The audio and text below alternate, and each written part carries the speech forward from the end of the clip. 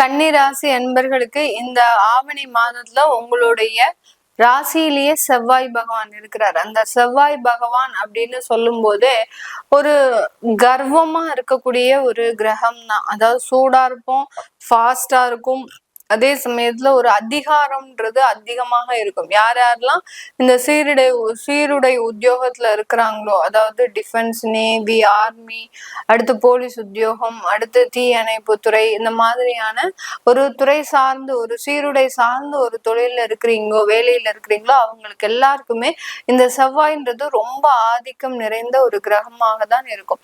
இப்படிப்பட்ட இந்த செவ்வாயாகப்பட்டது உங்களுடைய கன்னி ராசியின் மீதே பயணிக்கும் போது சில தில்லான சில விஷயங்கள்லாம் உங்களுக்கு நடக்கும். அதாவது எதையுமே துணிஞ்சு செய்வோம், துணிஞ்சு இறங்குவோம் அப்படின்ற மாதிரியாக அந்த துணிச்சல்ன்றது அதிகமாக இருக்கக்கூடிய ஒரு நேரமாக தான் இந்த கன்னிராசி என்பர்களுக்கு இருக்க போகுது.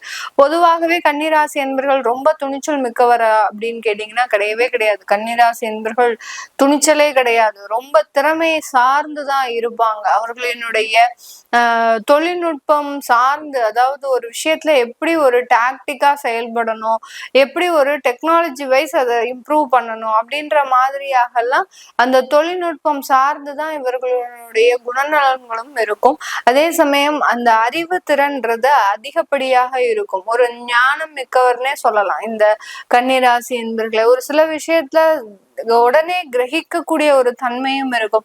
அந்த கோபமோ, தேவையில்லாத ஒரு பேச்சுக்களோ, ரொம்ப ஒரு அடாவடித்தனமோ, இதெல்லாம் இந்த கன்னிராசி என்பர்களினுடைய குணங்களே கிடையாது. ஆனா இந்த ஆவணி மாதத்துல இந்த மாதிரியான குணங்கள்லாம் அதிகரிக்கக்கூடிய ஒரு தருணம்.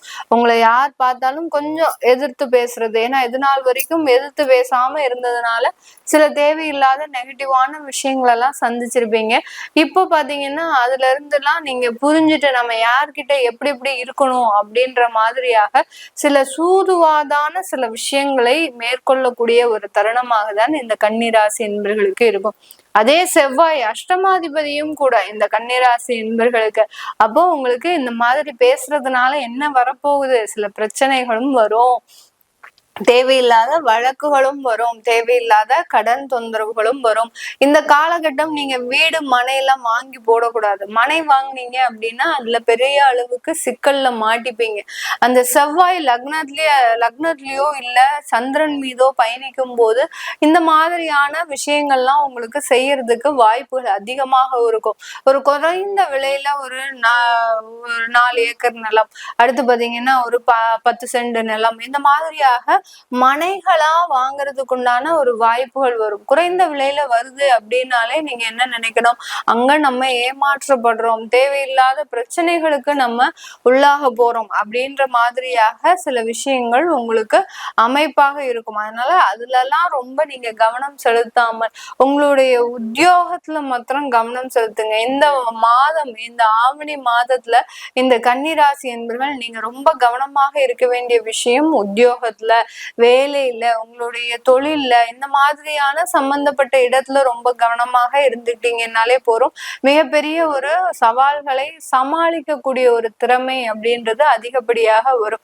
இந்த காலகட்டம் உங்களுடைய உயர் அதிகாரிகள் உங்களை எப்போதுமே ப்ரெஷர் கொடுத்துக்கிட்டே இருப்பாங்க.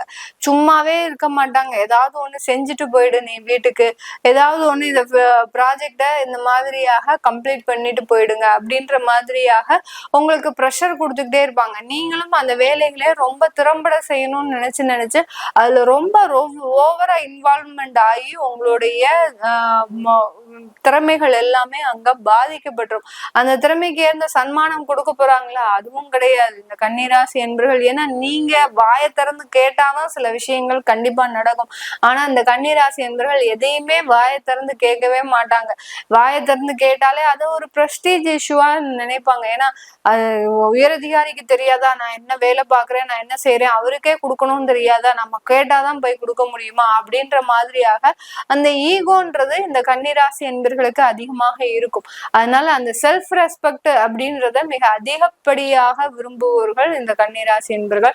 அதனால உங்களுடைய திறமைகள் உங்க கையில இருந்தாலும், அதற்குண்டான ஒரு உழைப்புகள் உங்ககிட்ட இருந்தாலும், அதற்குண்டான ஒரு வருமானங்கள் கண்டிப்பா கிடையாது. அதனால ரொம்ப சில விஷயங்களை நீங்க அவாய்ட் பண்றது நல்லது. அதனால வேலையில ரொம்ப கவனமா இருங்க.